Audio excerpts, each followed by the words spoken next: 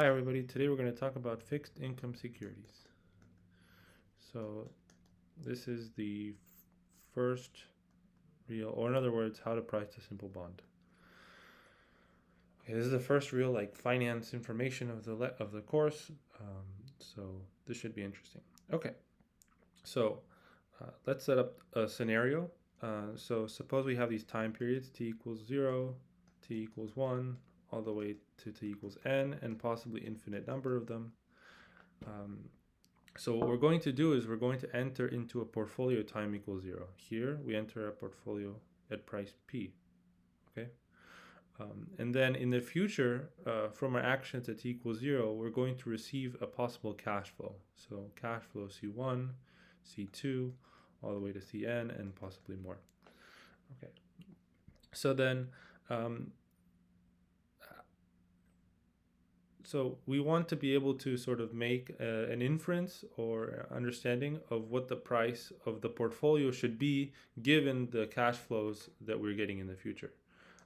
So obviously, if we enter into a portfolio and it's generating a lot of cash in the future for us, then it should cost some amount of money to enter into this portfolio, right? So in order to sort of make rigorous this statement, we're going to introduce two conditions. They're called the weak arbitrage condition and the strong arbitrage condition. Arbitrage condition. So what the weak arbitrage condition tells us that if Ck is greater than or equal to 0 for all k, okay, then the price of the portfolio must be greater than or equal to 0. Okay, and the strong arbitrage condition tells us that if Ck is greater than or equal to 0 for all k, and Cj is greater than 0 for some j, then P is greater than 0. So how do we understand these two conditions? Well, the weak arbitrage condition tells us that if all the future cash flows are greater than or equal to 0, then the portfolio should be greater than or equal to 0. So if we're always getting money in the future, or at least not getting anything, at least getting 0 or positive, then the price of our portfolio for entering the portfolio should be greater than or equal to 0. The understanding of so why this might hold, right? If I go into the market and I can buy this portfolio and get the portfolio cost is negative, which means I'm actually paid to own the portfolio, right? Or in order to enter into this portfolio, it actually makes me money at time equals 0.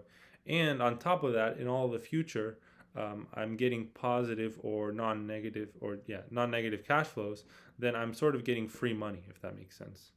And the same sort of argument applies to the strong arbitrage condition. If Ck is so if there's at least one positive cash flow in the future, that means and the price is 0 or non-negative, then again it's free money, which again doesn't make any sense because otherwise everybody could just enter into it and make infinite amount of money. Therefore, these sort of two conditions, they provide bounds on the price of the portfolio that we enter at time equals 0. Okay, I think there's also some conditions for these applying. So imagine you have like a portfolio that only your friends know about, and it's not available to the whole wide world. Maybe you could have a portfolio where you enter into it and you get free money. So there's like sort of conditions of like the portfolio is known to everybody. It's a competitive market, supply and demand apply, whatever. But assuming we have like a good enough, economical conditions, then we can apply these arbitrage conditions to make inferences or at least put bounds on the price of B. Okay, so let's go over an example. So here's what we're going to do. We're going to try to like this price a simple bond. So we're going to set up our portfolio like this, that in order to take advantage of the weak arbitrage condition, all of the future cash flows must be greater than or equal to 0. Okay. So here's what we're going to do. we're going to buy a so suppose we have like a contract at price P. So we're going to pay P for the contract. I know we said the price of the portfolio is P, but from now on the price of the entire thing, so the price of to enter all parts of it is going to be equal to Z. But yeah, so at time equals 0, we're going to buy a contract at price P that at time equals 1 will give us $8. So we're going to pay a mystery price P, and then at t equals 1, we're going to get paid $8. Okay.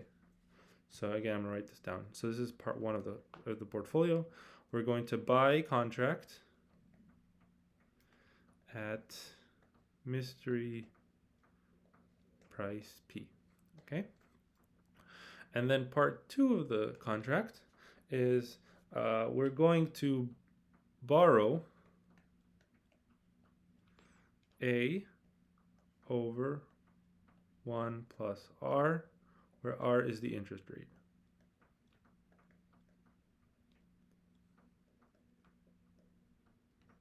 Okay, so now what happens, and then we have to pay this back at time equals 1. This is t equals 1, pay back A, because we borrow money, we have to pay back more of it according to the interest rate. Okay, so what happens? So what is the cash flow at 1? Well, the cash flow, we get $8, right, from the contract. That is the definition of the contract, is that we paid price P for it, and we're getting $8, and we have to pay $8 back because we borrowed A over 1 plus R at time equals 0. So the cash flow is 0. Therefore, applying weak arbitrage condition, since Ck is greater than or equal to 0 for all k, this means that the price of our portfolio, again we're using Z for this, is greater than or equal to 0. So what is the price of our portfolio?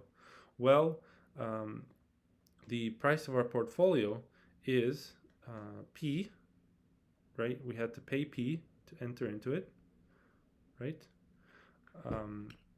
And we had to borrow A over 1 plus R, right? So minus A over 1 plus R.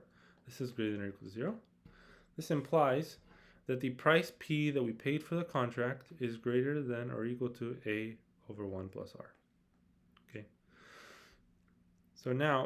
So with this logic, we have created an upper bound for the price that we should pay for the mystery price that we should pay for the contract that we've created. Okay, so now we're going to do an interesting thing. We're going to do the exact same portfolio, except we're going to be on the opposite side of it.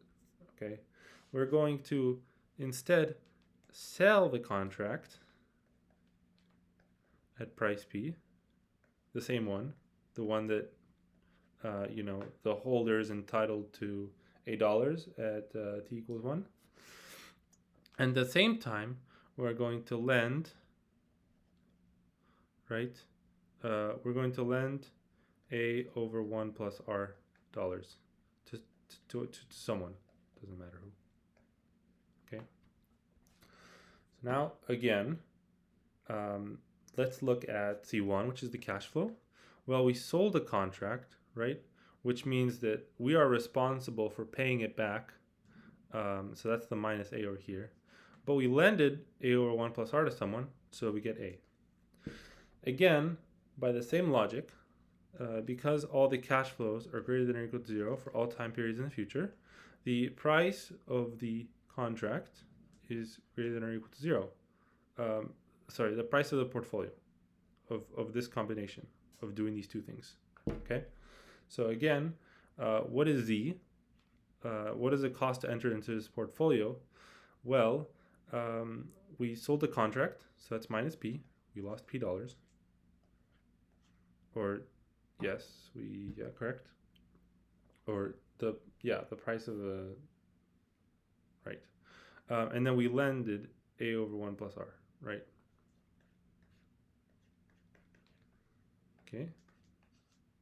So this implies that P upper bound is actually A over 1 plus R. Okay? These two statements together imply that the price of P is actually A over 1 plus R, right? Because P is less than or equal to A over 1 plus R, and at the same time it's greater than or equal to 1 plus R. Therefore, P has a very strict A over 1 plus R price, the price of the contract. Okay, a couple assumptions, obviously, about all of this logic. Okay, assumption number one, the borrowing, the lending rates were the same. We assumed that R was the same.